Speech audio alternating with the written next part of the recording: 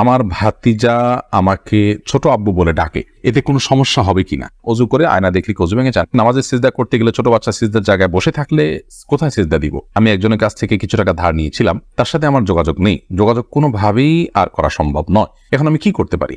আমার মামাতো বোন আমার বয়সে 5 মাসের বড়, আমি কি তাকে বিয়ে করতে পারবো? পরিবারের সদস্যদের সঙ্গে শান্তি বজায় রাখার জন্য ছোট ছোট মিথ্যা বলা যাবে কিনা? মেয়েদের মাসের একটা নির্দিষ্ট সময় নামাজ পড়তে হয় না, ওই সময় কি নখে নীল পালিশ লাগাতে পারবে? কেউ যদি ঢিলা কুলুপ না করে অজু করে তাহলে কি তার অজু হবে? ফরজ নামাজ শেষে বৈঠকে দুরূদ শরীফ পড়া শেষ করার পূর্বেই ইমাম সালাম ফিরিয়ে ফেললেন, সেক্ষেত্রে আমার করণীয় কি? প্রশ্ন উত্তর দেওয়ার আলোকিত ভবনে আমরা প্রবেশ করি।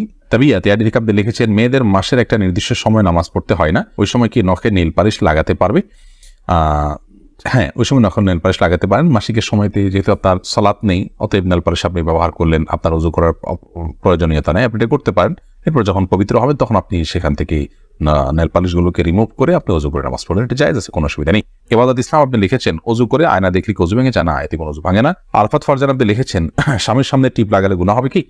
সৌন্দর্য বর্ধনের জন্য লাগাতে পারেন, কোনো অসুবিধা নেই, সেটি জায়েজ আছে। বিতি রহমান আপনি লিখেছেন, নামাজের সিজদা করতে গেলে ছোট বাচ্চা সিজদার জায়গায় বসে থাকলে কোথায় সিজদা দিব? সেক্ষেত্রে একটু ডানে বামে আপনি সরে সিজদা করতে পারেন, তাতে কোনো অসুবিধা হবে না।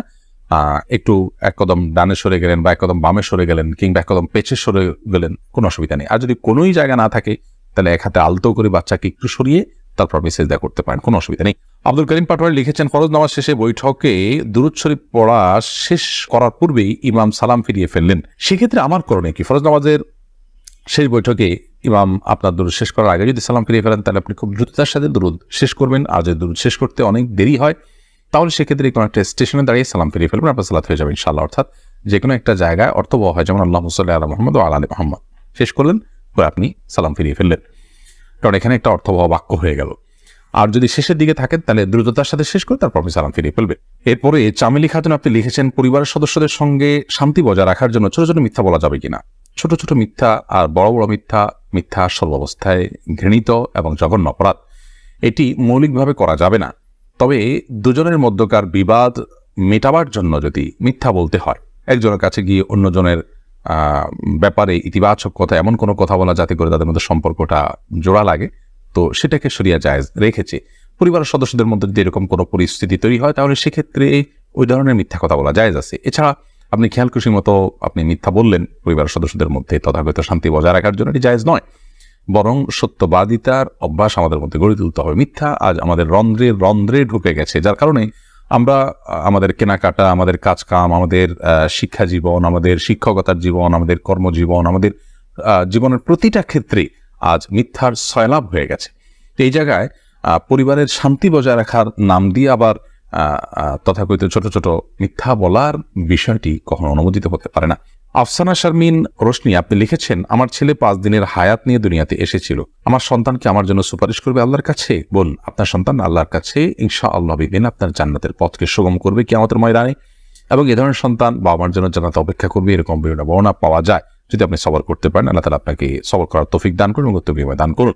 মোহাম্মদ মুনতাসির মাহমুদ আপনি লিখেছেন, নামাজে যদি নিজের অনিচ্ছা সত্ত্বেও কোনো দুশ্চিন্তা চলে আসে তাহলে কি নামাজের কোনো ক্ষতি হবে? নামাজের মধ্যে নিজের অনিচ্ছা সত্ত্বেও যদি দুশ্চিন্তা আসে তাহলে সেক্ষেত্রে এই দুশ্চিন্তা ফলশ্রুতিতে একজন মানুষ গুনাহগার হবেন না, বিশেষ করে যদি একান্তই অনিচ্ছায় আসে। কিন্তু সেটাকে যদি কন্টিনিউ করতে থাকেন তিনি, অর্থাৎ ভাবতেই থাকেন, ধরুন দুনিয়ার কোনো বিষয় মনে পড়লো আপনার জন্য যেটা দুশ্চিন্তার, এরপর ওইটা নিয়ে আপনি নামাজের মধ্যে ভাবতেই থাকলেন, তাহলে সেটা অবশ্যই আপনার জন্য গুনাহের বিষয় হবে এবং নামাজের আপনার যে প্রাণ সেটাকে নষ্ট করবে।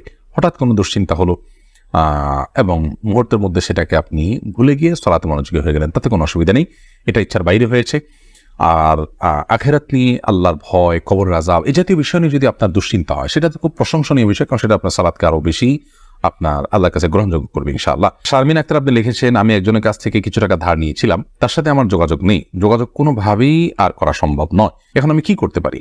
আপনি যদি তার সাথে যোগাযোগের কোনো সুযোগ না থাকে এবং যোগাযোগের কোনো সম্ভাবনা না থাকে তাহলে সেক্ষেত্রে ওই টাকাটা কোনো গরিব দুঃখীকে দান করে দিবেন তার তরফ থেকে, অর্থাৎ তার তরফ থেকেই ডোনেশন করে দিলেন, দান করে দিলেন, সবটা তার আমল নামায় যুক্ত হলেন, মাধ্যমে ইনশাআল্লাহ আপনি দায়মুক্ত হওয়ার চেষ্টা করতে পারেন। হাবিব রাজ আপনি লিখেছেন, আমার মামাতো বোন আমার বয়সে 5 মাসের বড়, আমি কি তাকে বিয়ে করতে পারবো?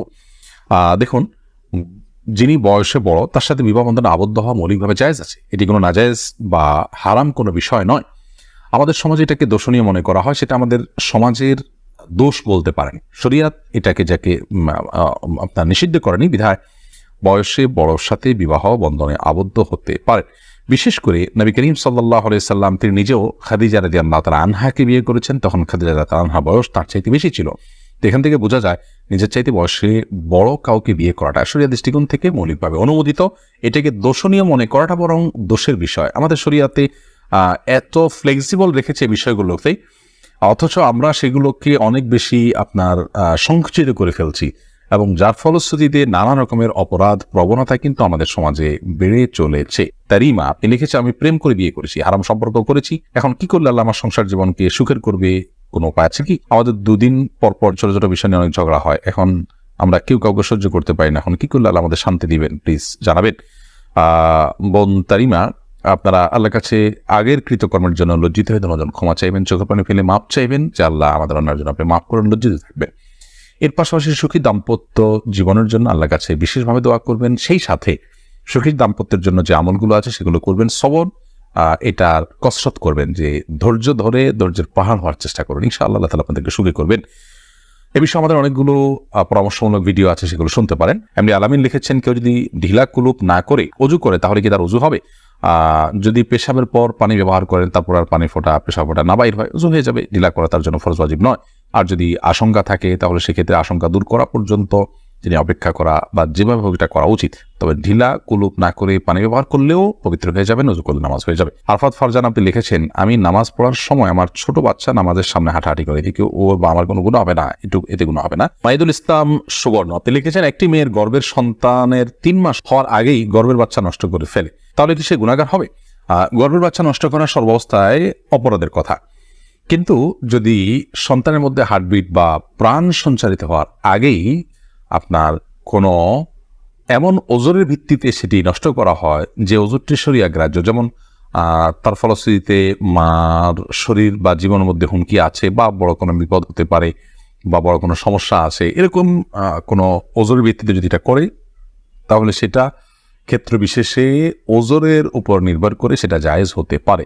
আর এমনিতে মনে চাইলো আর সন্তান নষ্ট করে ফেললো সামান্য ঠনক অজুহাতের ভিত্তিতে, এটি জায়েজ হবে না, এর ফলশ্রুতিতে মানুষ গুনাহগার হবে। জোস মাসুম মামুন এআইডি থেকে আপনি লিখেছেন, আমার ভাতিজা আমাকে ছোট আব্বু বলে ডাকে, এতে কোনো সমস্যা হবে কিনা? দেখুন, আপনার ভাতিজা যদি আপনাকে ছোট আব্বু বলে ডাকে তাহলে সেক্ষেত্রে মৌলিকভাবে কোনো অসুবিধা নেই, কারণ আমাদের দেশে অনেক এলাকাতে চাচাকে ছোট বাবা বলা হয়। ছোট বাবা বলা হয় এটা রূপক অর্থে, তাকে সত্যিকারের পিতা মনে করে বাবা বলা হয় না। মানে আম্মুর রাজুল ইসম ওয়াবি, একজন কারোর চাচা তার বাবার মতোই অনেকটা শ্রদ্ধার জায়গা থেকে এবং অন্য অনেক দিক থেকে, সেই জায়গা থেকে তাকে ছোট আব্বু বলার যে প্রচলন আছে, এই প্রচলনটা আপনার রূপক অর্থে বলা হয়, সেই অর্থেই প্রচলনটা আছে, যার কারণে এটাতে আপনার বাপ নয় তাকে বাপ ডাকার যে অপরাধ, সে অপরাধ বা সে গুনাহ এখানে হবে না, কারণ ওই উদ্দেশ্যে কেউ বলেও না এবং বাবা হিসেবে গণ্য